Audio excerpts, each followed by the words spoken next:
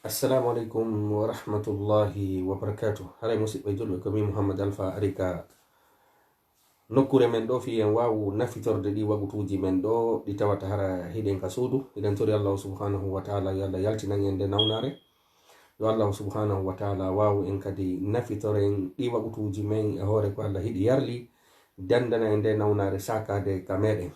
Haray on hiwrama wonɓen e sibude ɓen ka réseau sociaux ɓen fo haray miɗo sanna on miɗo jarna on lando siɗon e jam anon e ɓengureji moɗon ka wetirali ton kadi hiɗen tori allahu subhanahu wa taala yo allah okkuɓe bimbi moɗɗo wonande kadi hikkiɓe ɓawo men ɓen yo allah subhanahu wa taala okkuɓe ñallal moƴƴugal. haray musidɓe julɓe ko o nde deftere ɗo wonɗen e jangude wiyetede aljawabu kafi liman sala an dawa il kafi ma deftere wiyetede adda'u waddawa haray ko nde wonɗen e jangude limul qayyim rahimallah en torki allahu subhanahu wa taala yo allah yaafo o ceernojo ɗo o yaafo kadi o arɗo landi ha nde deftere heɓi. haray kadi mbiɗo andintina jama wonɓe e jangude nde deftere ɓen haray ka lannitoro vidéo en waɗa e jangugol ngol tun fi wonande faalaɓe dartugol ɓen.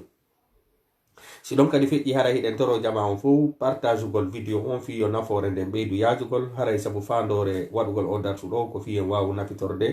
wagutuji men ɗin. haray kadi nulaɗo sallllahu alayhi wa sallam maki limanu goɗɗo e moɗon timmata ha o hiɗana musiɗɗo makko on ko hiɗani hoore makko kon no jeyanon e hiɗangol hoore mum musiɗɗo mum ko hiɗani hoore mum kon hiɗangol mo kadi natal aljanna. haray hiɗen andi haray ceernojo on no windanende deftere ɗo hollugal en piiji sakkotoɗe ɗi en fi en naatu aljanna. haray kangal tongidirgol e janguno ha ka seydina hasanul basri maki ɗon wondema mono sikki allah sikke moƴƴuɗe o waɗay piiji moƴƴuɗi ko noon kadi mono sikki allah sikke bonɗe on tigi luttay e ñiiɓe waɗgol bakkatuji haɓɓito noon joni allahu subhanahu wa taala wallay mo e hoore ko woni e faggitade ko. haray hiɗen andi ceernojo en o sifanike en wondema fi du'a'u fi alqur'anare nden fi landagol kañum kadi ko anda ko en gaynino ɗum ɗon haray fewɗoni ko e nder hombo wonɗen ko ɓe jikkayɓe allah ɓe salo gollude ko ɗum ceernojo woni en e yetade. haray miɗo tanƴini yurmede allah nden bona miɗo tanƴini allah narelan aljanna bona kono landiti hoorema enen hiɗa gollude noon ɗin golleji landiɗi fi natal aljanna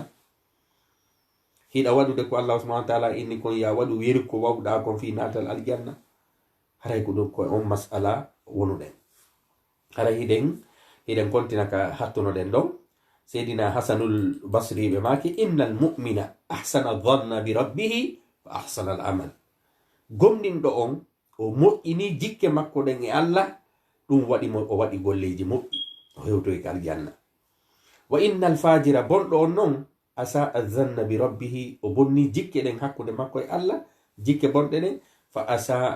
al amala o bonni golle makko ɗen. joni noon ceerno jomɓe maki wa kayfa yakunu muhsinu zanni bi rabbihi ko ɗon fuɗɗitoto ɗen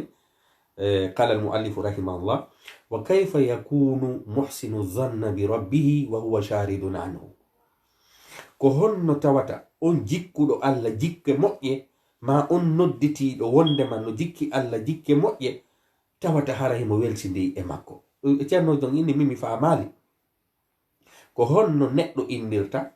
kanko himo moƴƴini jikke makko ɗen e allah kono himo welsidi fi allah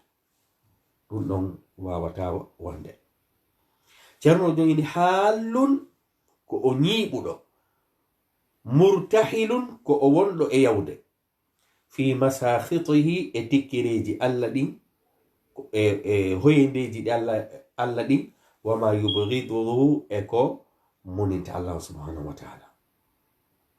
ko ɗum ngol bindol ɗo ngol fandi siki an o neɗɗo wonɗo inno hiɗa jikki allah jikke moƴƴe ko honno jikkirta allah jikke moƴƴe hiɗa welsidi fi makko e sariya makko on hiɗa ñiiɓi siɗa ñiiɓi koko o faalaka kon tum faggitotoɗa siɗa e hoore laawol kadi koko o faalaka kon tum faggitotoɗa siɗa ñiiɓi ma siɗa e hoore laawol a ala e waɗɗodirde si wona ko muninta allah si wona ko tikkintamo. enen en andi innowo miɗo jikki allah jikke moƴƴe tawata Allah alamo hi'ude ka o faala ɗon kaka Allah anyi ɗon tun kadi ko ɗon o woni e heɓude Allah ko ɗon o wontiri. ceerno jon inni haray oɗo ɗayne woni hoore mum. siɗa jikkuno Allah jikke moƴƴe, Allah hi'eteno ka o faala ɗon, o ronke heɓude ka o faalaka ɗon. kono ceerno jon ɓe maki rahimahullah, wa kayfa yakunu muhsinu zanni bi rabbihi, ko honno moƴƴinɗo jikke hakkude makka e Allah innirta himo moƴƴini jikke. man huwa sharidun anhu, on neɗɗo tawowo no welsidi fi makko. hallun, ko o ñiɓuɗo. murtahilun, ko o wonɗo e hoore yaadu. fi masafitihi, ka tawata ɗon innen ko hoynatamo ko. wama yubghituhu, e ko muninta Allah subhanahu wa ta'ala kon. muta'arridun, ko o weɓitiɗo kadi li la'natihi, e kuddi Allah. honno an innirta ɗa tañƴini yurmede Allah nden, hiɗa tañƴini jikke ɗen e hoore ɗa weɓintini hoorema ka e kuddi Allah nden, e woɗɗintinede yurmede Allah nden. kono ceerno jon faala en makande ɗo rahimahullah, ko ɓe faala en makande ɗo,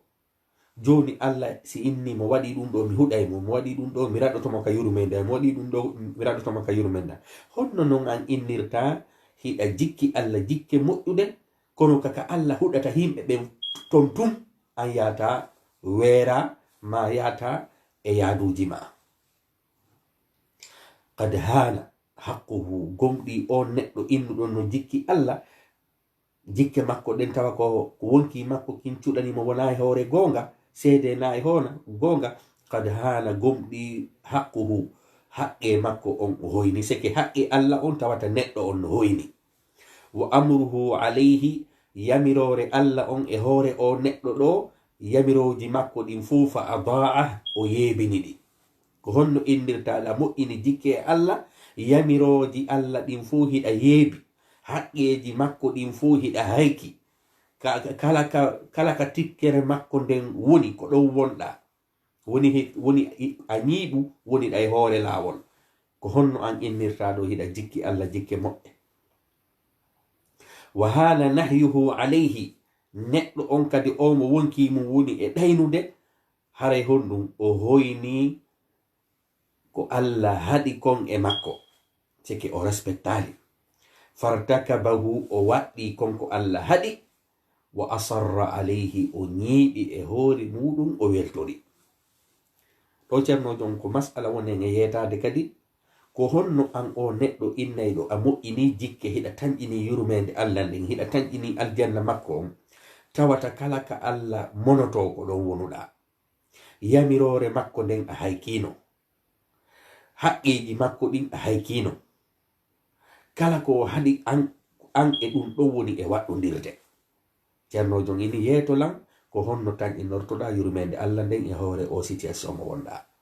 haray si wonkimakin cuɗanima ɗum ɗo, andu wonkimakin ɗayne, to woni ko ɗum imam innen ibnul qayyim rahimahullah ɓe maki ka deftere maɓɓe adda'u waddawa.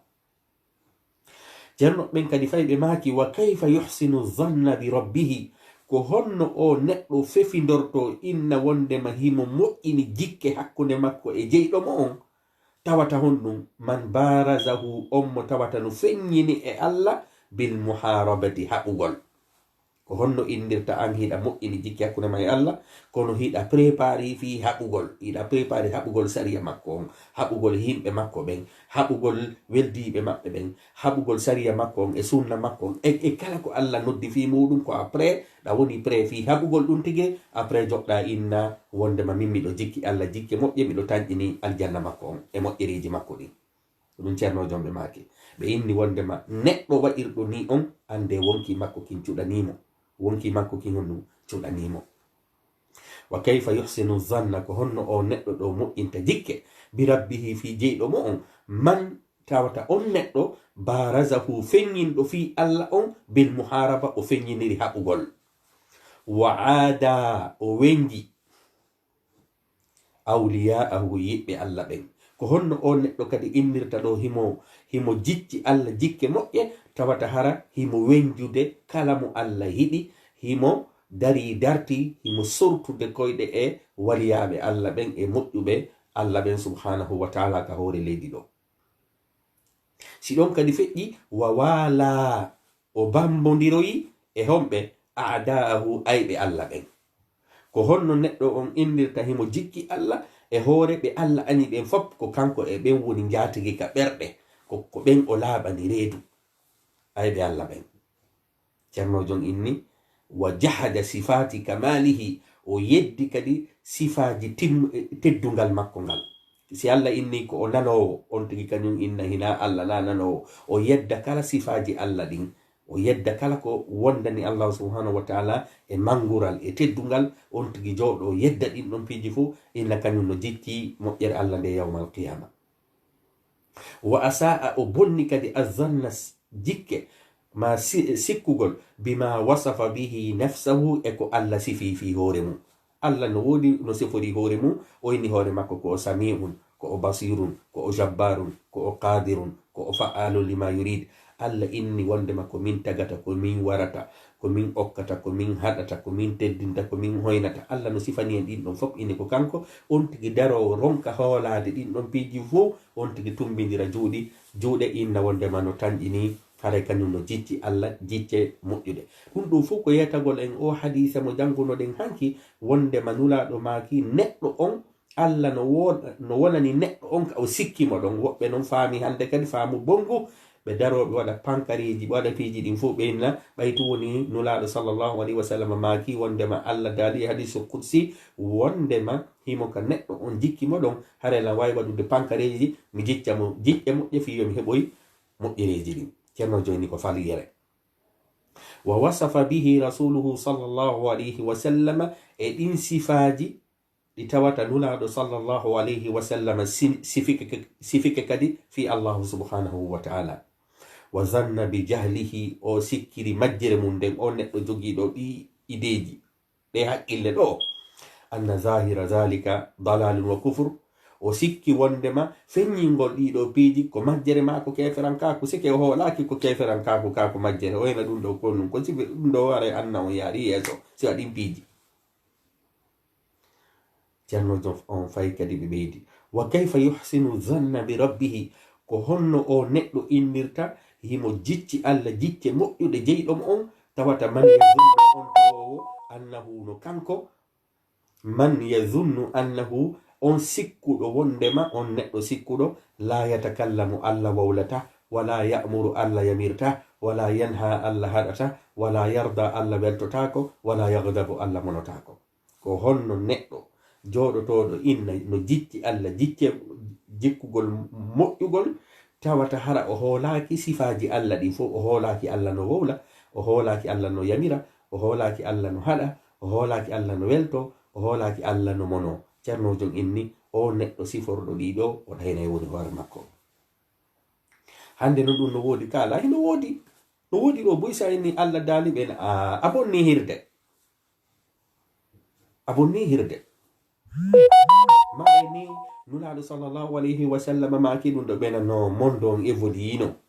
acce wolugol ɗum mondo on évoluyi taw ndettu affaire dina ɗum na affaire dina ni. ceernojon inni ko honno goɗɗo jooɗorto inna no jicci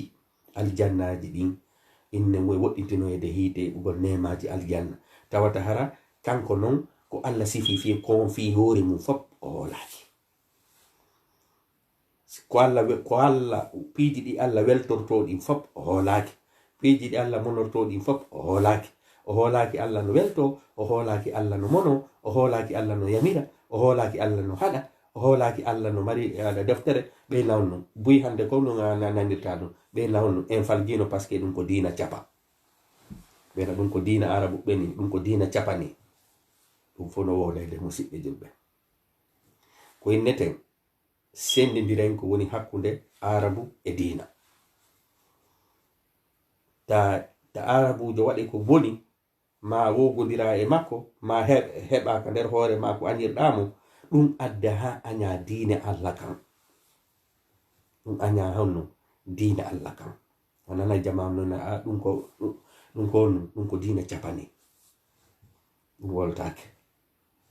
mawɓe men ɓen kadi enen andirali ɗum ɗon mawɓe men ɓen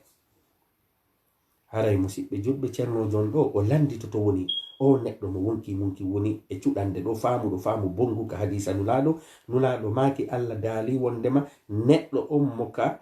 o jikki Allah ɗon. Jonno sida jikki Allah jikke moƴƴe ko ya waɗu kadi ko o welatamo kon pottutoɗa ko ani kon ko inni kon, so inni himo welto inna himo welto,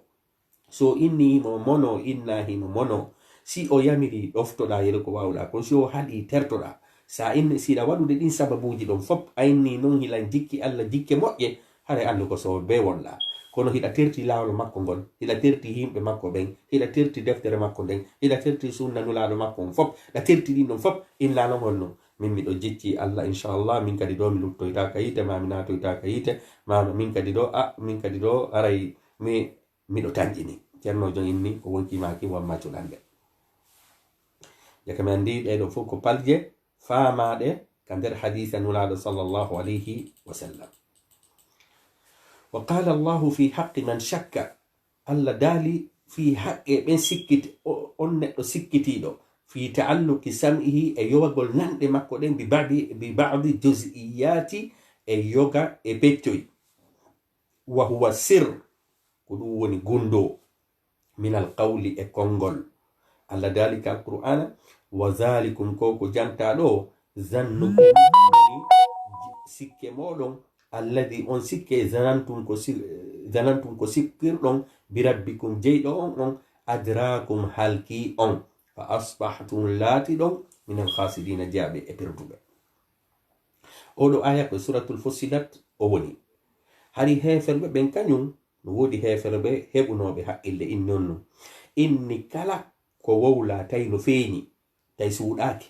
Allah no andi fi ɗum ɗon. Kono kala ko yawɗen suuɗi ɗen gundoduɗen suuɗi ɗen mi sondima sondiɗa ɗen réunion haray Allah anda fi ɗum ɗon. Ndaren ɗo dey musidɓe julɓe ɓe heferɓe ɗo kamɓe ɓe yeddano Allah ko nanowo. Heferɓe ɓen ɓe yeddano no Allah ko nanowo. Ko honɗum ɓe yeddi? Ɓe inni Allah nanay kono na piiji ɗin fuu o nanata, ko gunda kon Allah nanata.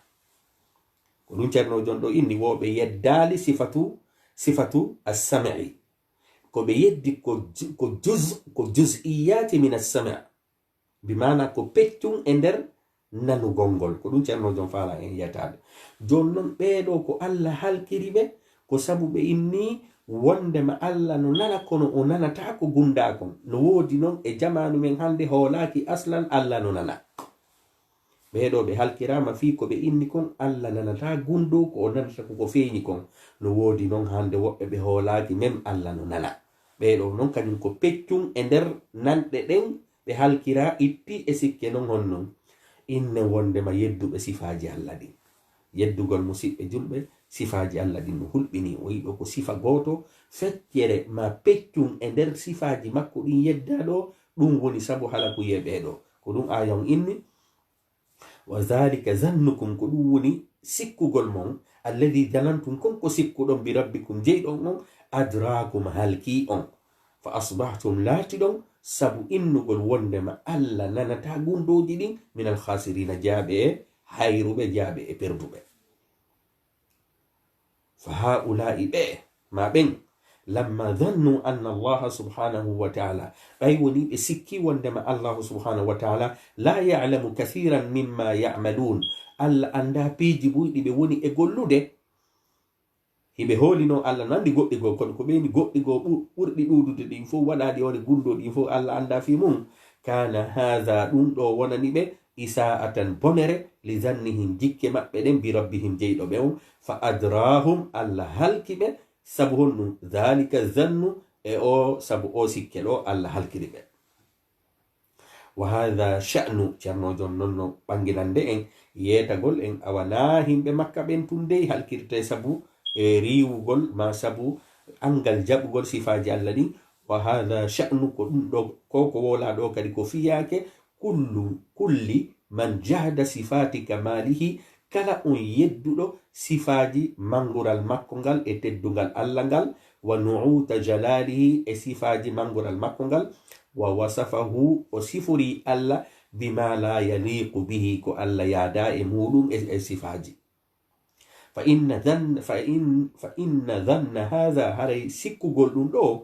أنه يدخله الجنة دين دو نادم الجنة كان هذا غرورا دون دو كلاتي دون كهدو وخداعا جنفا من نفسه وانكي ممكن وتسويلا إن ودما دوما تشوداري يوندي هونتو من الشيطان يوندي الشيطان لا إحسان ظن ربه ولا مؤجل جيكوغل جيدو مو سبحانه وتعالى كون نقول بندل دونغول فاندي مسيب جلب كونغول فاندي تشرنو دون إني كلا ريو دو صفاجي الله دين الله إنكو نانو إنا أنانا الله يميرا سالو لا دوفتو دي الله إنكو كانكو تغتا إنا نا كانكو كلا كو أولي إنا هنانو جرديرا نون ها سكا نون كدي أهيوتو يكا الجنة الله ينونو جوما دفتر ندو إني ابن القيم بإني يونو كان هذا غرورا دون دوكو هدو عندو أنجا جامفيك هورما أجامفيك يونو هورما waɗugol sifa ɗi pankareji ɗo fop yedda ko Allah daali kon yedda ko nulaɗo maki kon ukko e pankareji inna min miɗo jikki Allah kono golle ɗen a memata jokkodirgol e yimɓe moƴƴuɓɓen a falaka qur'ana makkon a falaka gayna ɗum ɗon fop inna an hiɗa tan ini aljanna ceerno jon inni on kana hada gurura ɗum ɗo laatiki ko hoɗo wa khida'an e janfa min nafsihi iw janfa kan kontro iwri nano kugo kaka wonki makko wonki kin cuɗanima wa taswilan e cuɗari iwdi on to mina shaitan ko seytane wonma cuɗande ɗum ɗo ko cuɗari kono ko cuɗari iwdi on to ko shaitan la ihsana zanni bi rabbihi ɗum ɗo na moƴƴingol jikkugol allahu subhanahu wa taala siɗa moƴƴinno siɗa yowno confiance Allah siɗa moƴƴinno jikke ɗen si tawi woni ɗa moƴƴinno sikkugol Allah subhanahu wa taala on a moƴƴinayno golle makko ɗon etoɗa no weldiron etoɗa no naɓidiron etoɗa ɗoftagol mo etoɗa woɗɗitagol ko haɗi kon fii ya heɓoy aljanna makko on ceerno maɓɓe fa ta'ammal hada al mawdi ceernojo ini wattu e yila e nde nokkure ɗo o masala ɗo wattu e yila e makko busno fagge o waɗa piiji ɗin fop kala ko Allah haɗi on tigi no waɗude yewtida e makko to Allah ko Allah haray ko Allah andi kon bo natta aljanna ko Allah andi kon bo feewi wotamo wo ñaawu goɗɗo ceernojo inni fa ta'ammal hadha al mawdi'a ndaaru nde nokkure ɗo wattana e yili وتأمل شدة الحاجة إليه واتو إلى كدي فيه هم قلناه ندو سيكي أو مسألة لكو مسألة هم دو وكيف تجتمع كهن مو قندرتو في قلب العبد إبرن جيادو تيقنه فلو تقول جياغنجل بأنه بلت كانكو ملاقي الله أهورو الله سبحانه وتعالى وأن الله بلت كدي الله يسمع هم نانودي ويرى مكانه مرين نكور جيانجل ويعلم هم أرن سره غندو جيانجل وعلانيته هم عند كدي إن ودما كفيني كدي جنغو جيانجل ولا يخفى عليه سودناك مكدي خافية ولا يخفى عليه خافية كسودي كدي سودناك من أمره يميرون مكون بيجي دفون فيني الله وأنه نجيانجل كدي mawqufun ko ngel darnoytongel ko jangel ngel darnoyte bayna yadayhi yeso jeyɗo mo wa mas'ulun ko o landiteteɗo kadi an kulli ma amila kala kadi ko o golli wa huwa muqimun tawata hara neɗɗo on ko himo ñiiɓi ala masakhitihi e kala e nokkureji ka Allah monotoɗon mudayyi'un ko o yebuɗo kadi li awamirihi yamiroje makko ɗen mu'attalun ko o bonnuɗo kadi li huquqihi haqqiji Allah ɗin wa hada ma'a hada e hoore ko woni e waɗude ɗiɗo kon fop yuhsinu zanna bihi o himo moƴƴini jikke makko ɗen e Allah subhanahu wa ta'ala wa hal hada ene koko sifinen ɗo wonali illa min wal hada tawɗum ɗo إلا من خدع النفوس سونا جنفاجي ومكيجي وغرور الأماني جنفاجي كدي يلايجي o ceerno jom on landi konnuɗi bindi ɗo ɗi faala en yeytade musidɓe julɓe. Ceerno jom inni wo wattu ila e nde nokkure ɗo. O masala ɗo ko masala himmuɗo, en fuu hawtiten jaaboɗen mo ko honno ɓernde goɗɗo innirta no hooli hiidoygol e Allah. Goɗɗo inna min miɗo hooli, simi maayi mimmintinoyte mi hiidoye e Allah, tawa himo felliti Allah no reeni mo, Allah no nanude ko o woni e wadde kon, Allah no andi gundoji makko, Allah no andi ko o feññini, ko o suuɗi, hay fu suuɗanaaki Allah. Himo felliti kadi o daroyto yeeso Allah, o landitoyte kala ko o golli e hoore ko andi ɗiɗɗo piiji ɗon kon fab, o yaa o ñiiɓa e nokkeeli ka Allah hiɗa ɗon, o yeeba yamiroje Allah ɗen,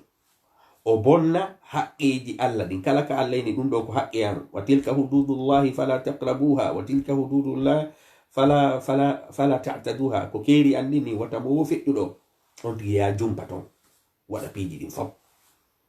o bonna haqqeji Allah ɗin, o yaaka Allah haddi ɗon, o yeeba yamiroje Allah ɗen, o bonna fop. Himo fellitile o maayay, o mintinte, o daroyte e yeeso Allah. Mo woni e bonnude on kadi no andi ko suuɗi, no andi ko feññini. Ceerno jon non inni e hoore ko woni kon e waɗude ɗi pankareji ɗo fop, o jooɗo o inna non honnon min miɗo jikki Allah jikke moƴƴe. Hay Allah subhanahu wa ta'ala yurmoyte ɗam.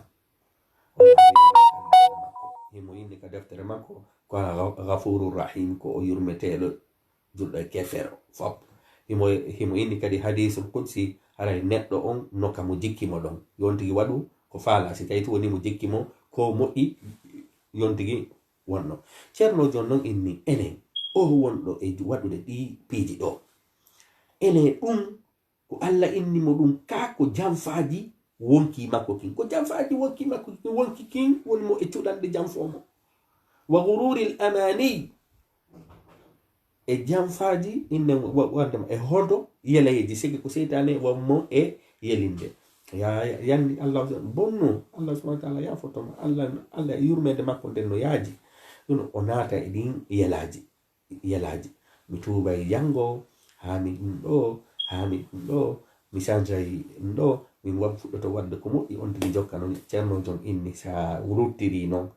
andu wonkiji men ɗin hodi en, yelaji men ɗin hodi en, ko ɗum a ceerno jon ɓe makani en ɗo. Jon noon ceerno jon aldenen ɗo musidɓe julɓe hadis, tawo en fuu en nafitora e oɗo hadis, o maddande makunulaɗo yaaduɗo e koko wonde e jangude ɗo. Wa qad qala Abu Umamata ibnu Sahlin ibnu Hunayf, ɓeɗo ɓe maki ɓe sahabaɓe ɗo, dakhaltu ana wa Urwatu bnu Zubairin ala Aisha, ñandego min e ɓe sahabaɓe inneteɓe ɗo Urwa ibnu Zubair, min yahuno ka nene Aisha. ɗo ko sahabaɓe ɗiɗo, Abu Umamata kañum e Urwata, ɓe yehi ɓe yaadi ka nene Aisha radiyallahu anha.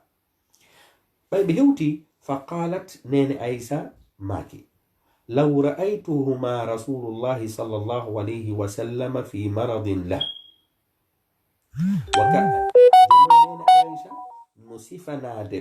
nene Aisha no sifanade ɓe issa waɗunoɗo e saayi nunaɗo sallallahu alayhi wa sallam.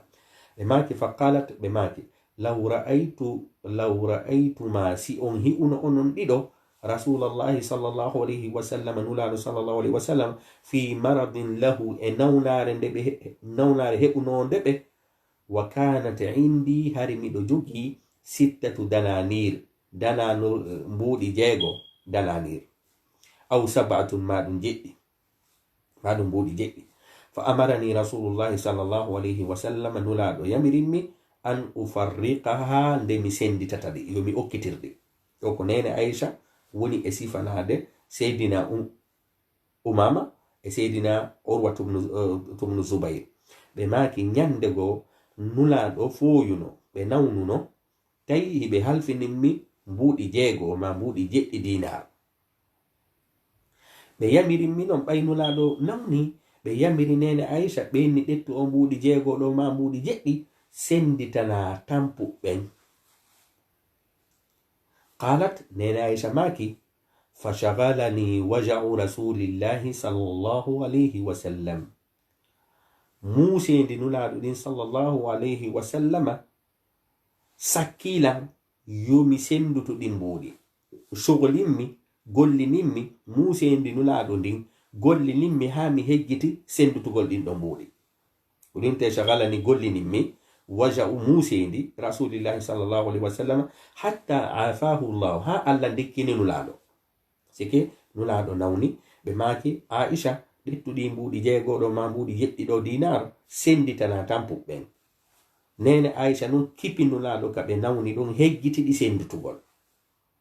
ha nulaaɗo ndikkoyi thumma sa'alani anha nulaaɗo non landitoyi nene aisha ɓe nene mbuuɗi jeego momi jonnuno ma o momi halfinno ma o ma mbuuɗi jeɗɗi a sendutuno ɗi fa qala nulaaɗo maaki ma fa'alti ko honɗum wannoɗa ɗiya mbuuɗi jeego ma mbuuɗi jeɗɗi dinar a kunti farraqti asittata dalanir ene a sendutuno ɗin mbuuɗi jeego ɗon dinar dalanir fa qultu nene aisha maaki la wallahi o way wallahi laqad shagalani waja'uk muusendi ma ndin soolilan ha mi hejjitiɗi sendutugol qalat nene aisha maaki fa da'a biha ɓe noddi ɓe yeɓi ɗettoyi mbuɗɗin ɓe yeɓi ɗettoyi fa da'a biha yani ɓe noddi ɗi seke ɓe yeɓi ɗettoyi mbuɗi jeego on ɓay ɓe anditi fa wada'aha fi kaffihi ɓe waɗi ɗi ka newe nulaaɗo sallallahu alayhi wa sallam fa qala nulaaɗo maaki ma zannu nabiyillah ko honɗum woni sikke e hoore annabajo allah on law laqiya allaha si ɓe hiidi e allah wa hadhihi tawa ɗi mbuuɗi ɗo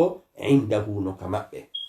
wa fi lafzin no e riwaya goo no e konngol goo ma zannu muhammadin ko honɗum woni sikke muhammad ko honɗum muhammadu sikki bi rabbihi jeyɗo mo on law laqiya allaha si ɓe hiidi e allah wa hadhihi hara ɗi mbuuɗi ɗo indahu no ka maɓɓe musidɓe julɓe ko ɗum ɗo faandi nulaaɗo maaki ɓay ɓe ƴanti mbuɗɗin e jungo nene aicha ɓeni nene aicha anga senditano ɗi nene aicha maaki haɗiɗa musa kipugol ma ngol haɗanno sendutugol ɗi mejjiti nulaaɗo sallallahu alayhi wa sallam maakini a fawaylan lambara ko honno si mi mayno e nde nawnaare ɗo lan jogi ɗi mbuuɗi jeego ɗo ma mbuuɗi jeɗɗi ko on ɗum mi yeytoy to allah subhanahu wa ta'ala no woodi maapiɓe no woodi ɓe ala ko ñaama no woodi ɓe ala ko ɓorno no woodi ɓe ala ko yara no woodi wonɓe waalo ka yaasi tawa min miɗo jogi o mbuuɗi jeego ɗo miɗo mari ɗi hara no woodi julɗo hatton jinɗo e ɗi nulaaɗo maaki ko honɗum muhammadu sikkuno e riwaya go so hawruno e allah o lutti e nden ɗon nawnaare o hiido e allah ko honɗum o jaaboytono allah fi ɗi mbuuɗi jeego ma mbuuɗi jeɗɗi ɗo musidɓe julɓe ndaare ɗo de mbuɗɗin ko nulaaɗo jeyi kono ɓe faalaka mayde haray ɓe mari mbuuɗi jeego ɗiɓɓe jeyi hara haton jinɗo no woodi yalla okkoren iman moƴƴina fiyakuji men joni noon ndaren ceernojo on ko fi honɗum o addane hadis on ɗo laafiyen okko ko jogi ɗen kon addane hadis on o yiɗo nulaaɗo joganaki hay e goto koko ɓe jogi koko ɓe jeeyi woni ɓe okkitirali ceernojo noon no firtan nde o ɗo hadis ceernojo ini fa yalallah ko yurmi allah fa yalallah allah ma zannu ashabil kaba'ir ko honɗum waɗuɓe pankareji janɗuɗi ɗin ko ɗum woni jikke waɗuɓe pankareji janɗuɗi jooɗi tuubali ha hiididoy e allah e ɗin pankareji nulaaɗo kañum faalaka hiidugol e allah hara hiɓe mari mbuuɗi jeego mo ɓe jeyi ɗin no maapini ɓe an ɗi pankareji ma jani maapinama ya hiido e allah tawa allah landitoytoma ɗin ko ɗum ceernojo on faala e yetade ma zannu ko honɗum woni jikke sikke ashabil kaba'iri himɓe bakkatuji mawnuɗi ɗin wa zalamati e himɓe e toñayɓe ɓen billahi allah idha laqawhu si ɓe hawrodiri e allah wal mazalimi l ibad indahum e toñe ko ɓe toñi kadi jiyaɓe ɓen harano e hoore maɓɓe ceerno jon inni ndaare nulaaɗo faalano ka hiidugol e allah haray ɓe jogii mbuuɗi 6 ma mbuuɗi geɗɗi ɓe jeyi ko honɗum non woni fiyaake ɓen waɗuɓe pankareji njani tawa nisa hiɓe habbi hiidogol allah tawa hiɓe rondi ɗen dolle e ɓe tooñuɓe jiyaɓe ɓen tooñiɓe piiɓe jattiɓe barminiɓe wariɓe janfiɓe wonɓe e janfade yimɓe ko honɗum woni fiyaake ɓen ñande ɓe daroyi yeeso allah subhanahu wa taala nulaɗo kañum mapike fi o mbuɗi 6 ɗo e hino hulɓini fa in kana yanfa'uhum qawluhum si tawi woni no nafa ɓe konnguli maɓɓe ɗi ɓe innata ɗin hiɓe jikki allah jikke moƴƴe siko gonga num haray hassanna zununana bika haray e moƴƴinay jikke men ɗen e allah subhanahu wa taala siko gonga hiɗen felliti hiɗen jikki allah jikke moƴƴe en ardinay golleji moƴƴi waɗen ko weltintamo kon innaka lan tu'adhibu zaliman wala fasiqa joni noon hassanna jon noon wa in kana yanfa'uhum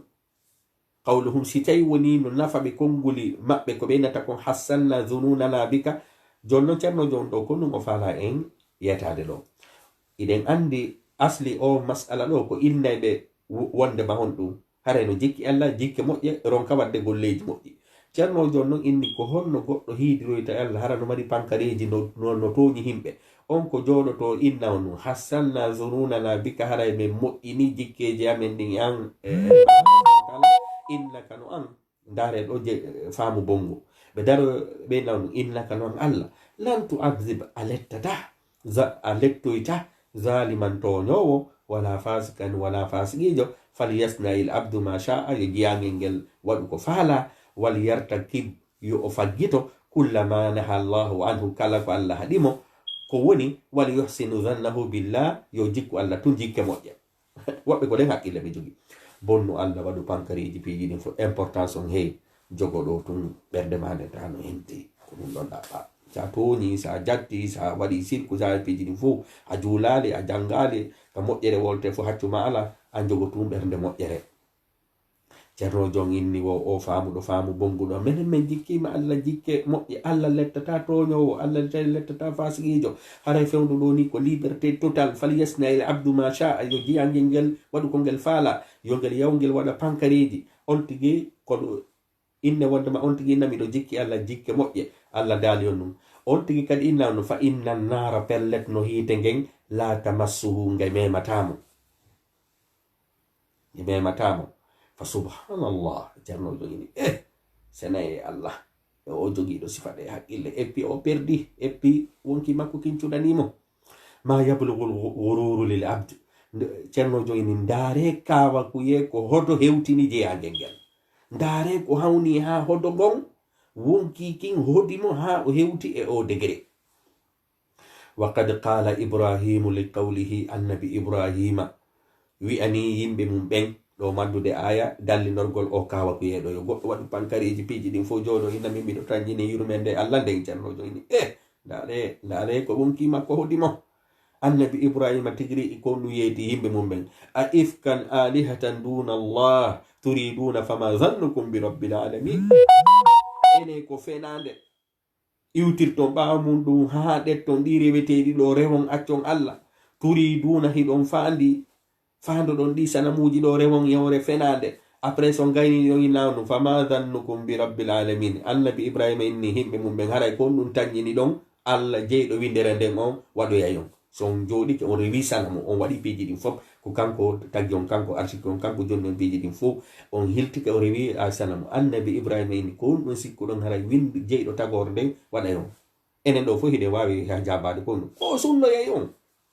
o nangoyay on o soko yayi on o bugoyto on ka jahannama ko ɗum ɗo woni réponse o ceerno jon ɓe maki rahimahullah ay jonnon ceerno jon no firande en aya on ɓe maki ay ko o aya ɗo firi ma zannukum an yaf'ala bikum woni sikke mon on ko ɗum woni jikke mon ɗen an yaf'ala bikum de allah nde o waɗanoyta on ida laqitumuhu son hiidori e allah onon himɓe annabi ibrahima rewnoɓe salamu ɓen wa qad abadtum gayrahu hara on rewi goɗɗo goo ide ngande akon ɗum ka ko sunnoy golle ceerno jonko adden o wayano ko yeta gollen awa no hirɗa ni himɓe annabi ibrahima ɓen annabi ibrahima tigiri innu no himɓe mon ɓen si on maayiɗi e rewgol sanam allah sunnoye on dey so o maayi on tubal ceerno jon falan yetade ko non woniri kadi jooɗiɗo inni wondema miɗo sikki allah sikke moƴƴe o waɗali o wukkike waɗgol pankariji e ɗumaji o jaɓali fewugol haray allah subhanahu wa taala ko yoɓiroytama ko natal yite allah subhanahu wa taala dando en ومن تأمل هذا الموضع كلا واتن دو يلا إندي نكورة دو كدي أو مسألة دو حق التأمل حتى دي واتن يلا علم أندي أن حسن الظن بالله هري كوني مؤينغول جيك أون الله هو حسن العمل نفسه كمؤينغول غول مكودين سينا جيك يلا جيك مؤ يكونوا ودتا كويا ودو غول مؤ فإن العبد هري بلتي جادون إنما يحمله على حسن العمل haray ko rondintamo waɗugol golle moƴƴe ko pusatamo waɗugol moƴƴe zannuhu ko jikke makko ɗen ko sikki ko birabbihi jeyɗo mo an yujaziyahu nde o yoɓatamo ala amalihi e golle makko ɗen wa yuthibahu alayha o yoɓiramo ɗe o waɗanamo baraji wa yataqabbalaha minhu o jaɓa golle ɗen e jungo makko falladi hamalahu ala al-amali konko rondinimo waɗugol golle moƴƴe husnu zanni ko hoola ko moƴƴingol sikke on wa kullama hasuna zannuhu tuma kala nde neɗɗo on moƴƴini jikke mum on tuma kala nde jikke makko ɗe moƴƴi fa kullama hasuna zannuhu tuma kala nde sikke makko o moƴƴi ko ɗum addata mum hasuna amalu golle makko ɗe moƴƴay tuma sikkuɗa allah sikke moƴƴe wo a moƴƴinay golle maɗen kadi labeta wa illa si wona ɗum si a inni hiɗa sikki allah sikke moƴƴe a waɗali golleji moƴƴi fa husnu zanni haray moƴƴugol sikke ma ittiba'il hawa e harano takkudi e jokkugol beleɗe ajzun ko fofere ko ronkere andu aɗayna e woni hoore ma kama fi hadisi tirmizi wala no woniri noon ka hadisu tirmizi wal musnad min hadisi shaddad ibnu aus an nabiyi sallllahu alayhi wa sallam qal nulaɗo maki alkayisu ko mari ko ɓuri jogade haqqille ma marɗo haqqille ko mbo mari haqqille musidɓe julɓe hande sen inni ɗo ko hombo woni civilisé kombo woni neɗɗo finuɗo woɓɓe innay ko wawɗo ɓornade woɓɓe innay ko wawɗo wowlo woɓɓe innay ko marɗo comportement fotuɗo woɓɓe innay ko wawɗo mo kala e meɗen défini say définition feere kono daren ɗo nulaɗo ko honɗum définisi ɗo honɗum ɓe sifi ko hombo woni le plus intelligent neɗɗo wonɗon plus intelligent ko on bo jantoɗen ko nulaɗo maki alkayisu marɗo haqqil man dana nafsahu ko on haɓuɗo wonki mumkin on feɗuɗo wonki mumkin wa amila lima ba'da al-maut o golli fi ko woni yeeso mayde nden kon o gollani yeeso mayde nden kon nulaɗo maki o ɗo haray o woni civilisé o woni finuɗo o woni anduɗo ko fewndi woni anduɗo ko fewndi ko waɗanɗo hoore mum bilan bano no seydina umar makiri noon hasibu qabla an tuhasabu wa zinu a'malakum qabla an tuzanu seydina umar maki hasibe hoore mon ɗo yon hasibo yeede peese golle mon ɗen ɗo yon peesano yeede ko ɗum ceernojo nulaɗo maki ɗo wondema ko woni makko ko on neɗɗo arɗo feli wonki mum kin tafiki moƴƴiniki o gollani lima ba'da al-maut ko woni yeeso mayde nden kon wala ajizu ko woni noon fofuɗo ronkuɗo taafen nulaɗo no yetaden ɗo ko woni taafen enen hande jamanu men sinama ko woni taafen ko nineten komo darna ala ɓeygu ala fami hay fuso ala o ala ko yiyete matériel ko non inneten ɗum ɓiɗɗo kaari ko taafen ɓiɗɗo kaari on ɗum ko taafen kono nulaɗo maki wala ajizu ko woni taafen ko ɗum man atba'a nafsahu hawaha ko on jokkinɗo wonki mum kin beleɗe mum kin ko kala ko o waɗi o tefali on ɗum sino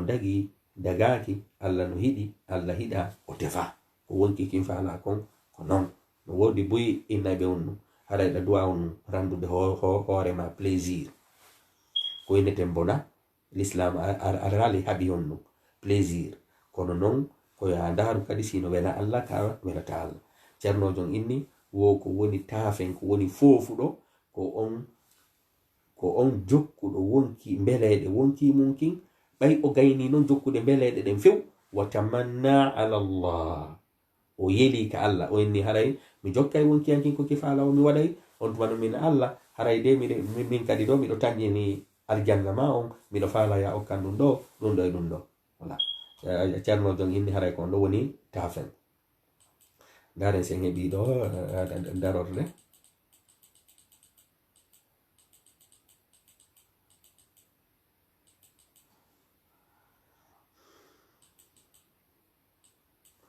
ndaren sen heɓay ɗo voilà nam joni mi lannito ɗo wa bil jumlati ka moftugol ka raɓɓinɗingol wa husnu zanni moƴƴingol sikke on ma jikke on innama yakunu ɗum ko latorto ma in iqadi ko wondugol e fiɓorgol asbabi najati sababuji daɗugol wa amma ma in iqadi amma non jogidirgol e asbabil halaki fiɓoragol sababuji halakuye on fala yata'atta ɗum ɗon naɓata neɗɗo on ɗum ɗon addata e sanu zanni moƴƴingol golle ɗen ɗo ceernojo raɓɓinɗini ɗo o inni wo ko woni moƴƴingol sikke e Allah moƴƴingol sikke tanƴinagol e Allah ko ya fiɓor jokkugol sababuji laawi naɓayɗi goɗɗo ka daɗugol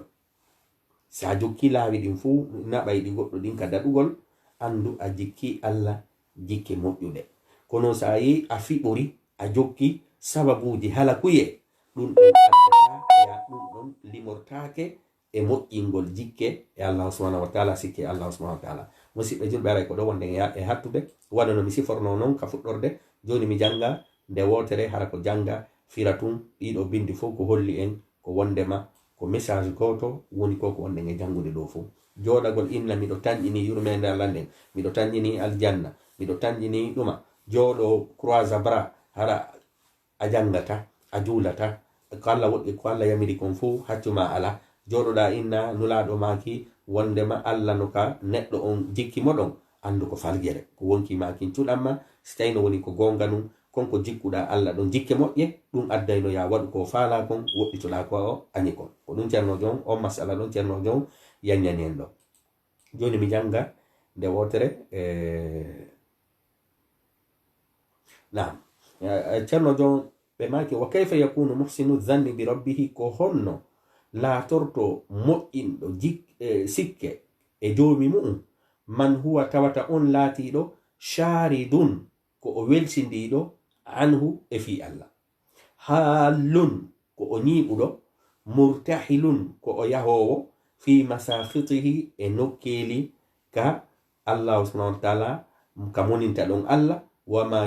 yubghiduhu e nokkeli ka Allah subhanahu wa ta'ala gufi ɗon kono indirta aray siɗa ñiiɓi siɗa e hoore lawol kaka Allah faalaka kon tun yata inna an hiɗe da moƴƴini jikke Allah subhanahu wa ta'ala muta'arridun hara innen ko o weɓintinɗo hoore makko lilanatihi wonande kuddi Allah ndi woɗɗintinede yurmede Allah kala ka Allah inni wondema mo waɗi ɗum ɗo mi woɗɗintinaymo e yurmede Allah nde tawa ko ɗo wonɗa hara kadi ɗe tanƴini moƴƴere Allah nde qad hana haqquhu gomɗi o hoyni haqqe Allah on wa amruhu yamirore Allah nden alayhi e dow makko ko Allah yabiri mo kon fa adaahu o yeɓini ɗum ɗon kadi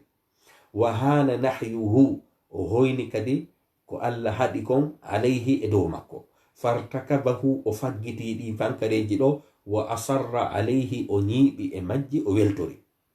wa kayfa wa asarra alayhi o ñiiɓi e majji mo weltori ko honno goɗɗo weɓinirta ni hoore makko tata kadi himo tanƴini yurmede Allah nde wa kayfa yuhsinu zanna bi rabbihi ko honno o moƴƴinta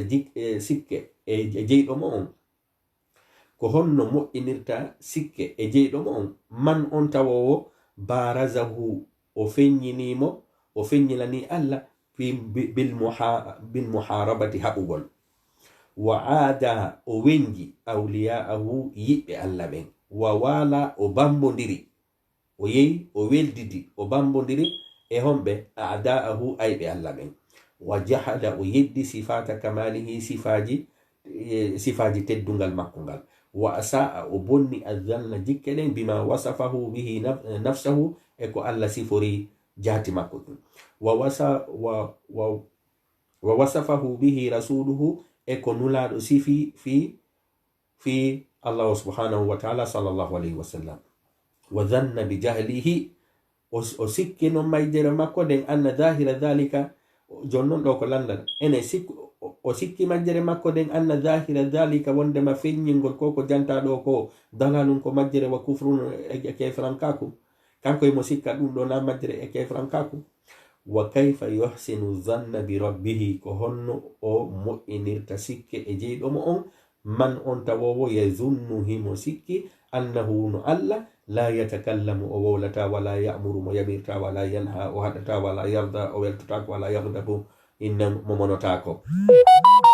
faqad qala Allahu ta'ala Allah subhanahu wa ta'ala dali fi haqqi man shakka on sikkitiɗo fi ta'alluqi sam'ihi e yowagol e nanɗe makko ɗen bi ba'di juz'iyat e yoga e peccoy wa huwa sirru ko ɗum woni gundo min alqawli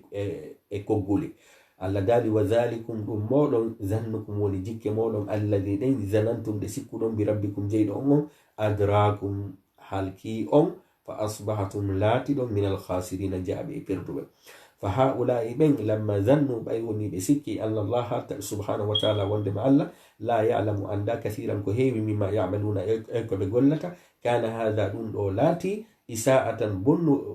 bonere li dhannihim sikke maɓɓe on bi rabbihim jeyɗo ɓe on fa adrahum Allah halkiɓe dhalika dhannu sabu koko jantaɗo ko e sikke wa hadha sha'nu haray ɗum ɗo non ko fiyake kulli man jahada kala on yedduɗo sifati kamalihi sifaji teddungal makkungal wa nu'ud e sifaji jalalihi mangural makkungal wa wasafahu o sifori e Allah bima la yaliqu bihi ko yada e Allah subhanahu wa ta'ala fa idha dhanna hadha si o sikki ɗum ɗo annahu no ɗum ɗo yudkhiluhu aljanna sikkoragol ɗi sikkeji ɗo naada e on tigi aljanna naada e mo aljanna kana hadha ɗum ɗo haray latanike mo gururan janfa wa gururan bewre wa khida'an e janfa min nafsihi wonki makko kin wa taswilan e cuɗari min ash-shaytan e wonde e shaytan la ihsana wala moƴƴingol adhanni bi rabbihi sikkugol jeyɗo mo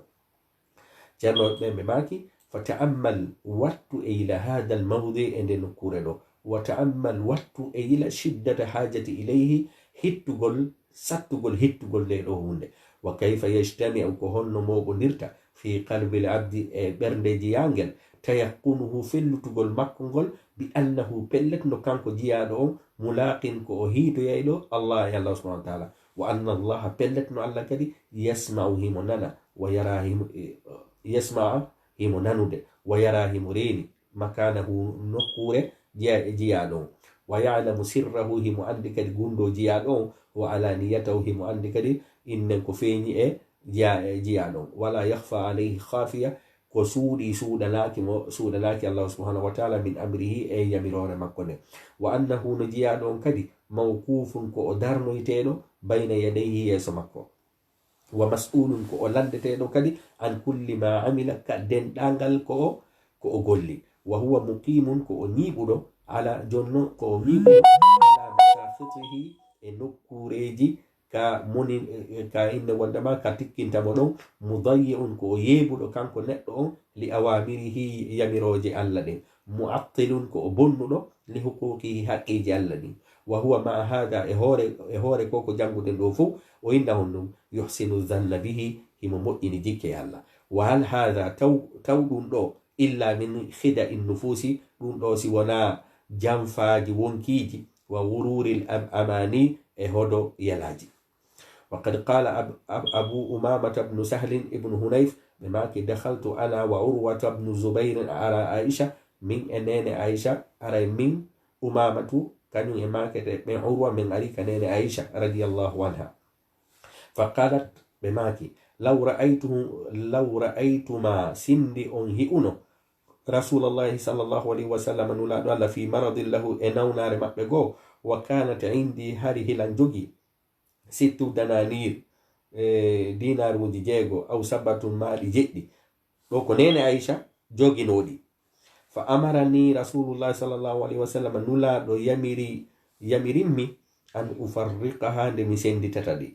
qalat nene aicha maki fashagalani waja'u rasulillahi sallallahu alaihi wasallam musendi nulaɗo ni sallallahu alaihi wasallam suglinmi gollininmi ha mi hejjiti ɗi sendutude hatta afahu llahu ha allah ndikkini ɓe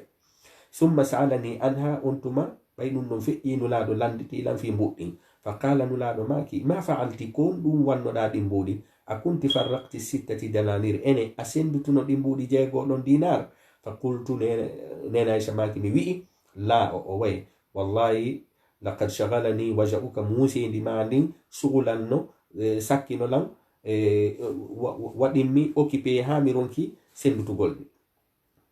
qalat nene aicha maki fa daa biha nulaɗo ƴanti ɓe ɗi fa wada'aha nene aicha wallini ɗi fi kafihi ka lewe nulaɗo fa qala nulaɗo maki ma dhannu nabiyillah ko ɗum woni sikke nulaɗo allah law laqiya allaha sindo o hawri e allah wa hadhihi hara ɗi mbuɗi indahu no jungo makko wa fi lafdin no e riwaya go no e konngol ma zannu muhammadin ko honɗum jikki bi rabbihi jeyɗo makko on law laqiya allaha so hawruno e allah wa hadhihi hara ɗi mbuɗi ɗo indahu no ka makko mbuɗi 6 ɗo hadis on lanni aren noon ceerno jon ko suuti kon ka nder hadis ɓe make fa yalallah e allah ndare ko yurmi ma zannu ashabil kabair ko honɗum woni fiyake yimɓe faggitiɓe wondiɓe bakkatuji jaɗi wa zalamati e toñayɓe billahi allah idha laqawhu si ɓe hiidoyi allah wal madhalimul ibad hara kadi inna wondema toñeji jiyaɓe ɓen indahum no ka maɓɓe haray ɓe toñi allah wo yimɓe ɓen wo fa in kana yanfa'uhum qawluhum si tawi woni nafoyayɓe konnguli maɓɓe nin innugol hassanna min moƴƴini zununana jikki amen nden bika e ma allah innaka no lan tu'adhiba zaliman a lettata toñuɗo wala fasikan wona fasiqijo faliyasna il abdu yo jiyaɗo on waɗu ma sha'a ko o faala waliyartakib yo o waɗɗo kullama nahahu llahu anhu kala ko allah haɗimo e muɗum wal yuhsinu dhannahu billahi yo moƴƴin tun jikke makko ɗen e allah fa inna nara no hiite ngen la tamassu heɓatamo ceerno jon noon hinni o jogiiɗo ɗe haqqille ɗo fa subhanallah e sene e allah goɗɗo yo jogo sifa ɗe haqqille ma yablugul ghururu bil abdi naare kawa kuye ko hodo hewtini jiyaɗo wa qad qala ibrahimu li qawmihi annabi ibrahima makani pellet makani himɓe makko ɓen a ifkan e ko fenade alihata reweteɗi duna allahi hara wona allah turi duna faandiɗo rewde wama zannukum ko ɗum woni jikke moɗon bi rabbil alamina jeyɗo windere nde ñande hiiduɗon ceerno jon noon firtani aya on ay ko woni firo aya on ma zannukum ko honɗum sikkuɗon an yaf'ala bikum nde allah waɗata on ida laqitumuhu si on hiidi en makko wa qad abattum hara on rewi gayrahu hara wona kanko ko sunnugolɓe par ce que ko sirkuɓe waɗi si ɓe tubani ceerno jon noon ɓe maki wa man ta'ammala hadha al mawdi'a kala on wattan ɗo yila e nde nokkure ɗo haqqa ta'ammul hattirde e wattangol e yila alima on tigi anday anna husna dhanni billahi haray moƴƴingol sikkugol e allah ngol jikki allah ɗen huwa ko ɗum ɗon naɓatamo husnul amali nafsuhu ko moƴƴingol golle wonki makko kin ko wonki makko kin o moƴƴinirtan golle fa innal abda haray no jeyaɗo on innama yahmiluhu haray ko puusatamo walla mo yo ko rondintamo ala husnil amali dhannihi ala husnil amali e moƴƴingol golle ɗen dhannuhu ko sikkugol makko ngol bi rabbihi jeyɗo on an yujaziyahu jeyɗo mo on an yujaziyahu nde o yoɓatamo ala amalihi e golleji makko ɗin wa yusibahu alayha o koramo baraji e golle makko ɗen wa yataqabbalaha minhu o jaɓanamo golle ɗen falladi hamalahu ala al amali ko on neɗɗo mo tawata no rondinimo waɗugol golleji ko moƴƴingol sikke ɗen fa kullama hasuna zannuhu tuma kala nde sikke makko ɗen moƴƴi hasuna amaluhu golle makko ɗen kadi moƴƴay. Wa illa si wona ɗum fa husnu zanni haray moƴƴingol sikke ma ittiba'il hawa e jokkugol belele ajzun ko ronkere ko fofere ko tafen ko jamfa. كما في حديث الترمذي ونونر حديث الترمذي والمسند من حديث شداد ابن أوس عن النبي صلى الله عليه وسلم قال ملان ماكي الكيس مر هائل من دان نفسه كأنفر دولكي ممكن وعمل أقول لما بعد الموت باو ميدن ولا عاجز كوني رونكو تافن من اتبع نفسه هواها كون جوكو دولكي ممكن إبلي مودو وتمنى أهلتي نوم أو يلي على الله سبحانه وتعالى. Cerno jonnon ini haray oɗo hadith ko hadith daif ko nara mana makko no selli wa bil jumlati ka raɓɓinɗingol ma ka moftugol fa husnu zanni haray moƴƴingol sikke on innama yakunu ɗum ko latorto ma en iqadi ko fiɓorgol asbabi najati sababuji daɗugol ngol wa amma ma en iqadi amma non fiɓorgol asbabal halaki laawi ma sababuji halakuye fala yata'atta ɗum ɗon addata ma waɗata ihsanu zanni moƴƴingol jikke ɗen. Musidɓe julɓe haray ko ɗo wonɗen hattude haray hiɗen tori kala ɓe jogaki aɗa deftere nden si ɓe hatton jini hila wayɓe naɓande fandore men ko janngol ɗum ɗo ko masala goto hande jannguɗen janngo kadi darsu men on o sendidiray e moƴƴingol jikke e hodo janngo kadi ko ɗum ɗo woni darsu men ɗum ɗo fuu ko fiyen laɓɓingol hoore meɗen wawi waɗugol golleji moƴƴi. Yo Allah subhanahu wa ta'ala moɓindiro e ni kal janna. Yo Allah subhanahu wa ta'ala yaafo mawɓe men ɓen. Yo Allah subhanahu wa ta'ala ɓantu fi meɗen aduna e lahara. Eɗen tori Allah subhanahu wa ta'ala kanko wawi jogi kanko inni en toromo o nototo yo Allah ittan en o balawu nde lawnare wonde sakade ɗo danda en jonnugol de dole ka meɗen. Yo Allah subhanahu wa ta'ala okkore lamɓe moƴƴuɓe e himɓe moƴƴuɓe e ñiɓinayɓe nunɗal ka leydi meɗen. Hiɗen tori Allah subhanahu wa ta'ala mawɓe men ɓe fatiɓe fo yo Allah subhanahu wa ta'ala yaafoɓe wuruɓe ɓe yo Allah subhanahu wa ta'ala pour balɗe maɓɓe. Enen kadi yo Allah subhanahu wa ta'ala barke en okkora en dole fi en waɗu deɓe okkora en kadi no feƴƴiniren. Allah subhanahu wa ta'ala barkin fayɓe men ɓen. Hiɗen tori Allah subhanahu wa ta'ala onon kadi wonɓe e simude men ka réseaux sociaux ɗo kala ande de jogi ɗon yo Allah subhanahu wa ta'ala itta on yo Allah subhanahu wa ta'ala bantu fi mawɗon yo Allah subhanahu wa ta'ala dara non hajuji mawɗin aduna e lahara. Yo Allah yaltin shaytanuji ka galleji men. Yo Allah subhanahu wa ta'ala nardu welo welo e portal ka galleji meɗen moƴƴina hakkude meɗen e ɓeygoli men ɗin e modiɓɓe men ɓen e ɓiɓɓe men ɓen waɗa ɓiɓɓe men ɓen ɗo kohoɓe ɓantayɓe diina e dawla okkora en kañum kadi lamɓe moƴƴe ñiɓinayɓe e nunɗal ka meɗen e yimɓe moƴƴuɓe. haray ko ɗon woni mi hattude musidɓe julɓe haray hiidi kadi janngo e midi 30 e 15h30 e 22h30 haray en sendudino haa ɗo. Wassalamu aleykum wa rahmatullahi wa barakatuh.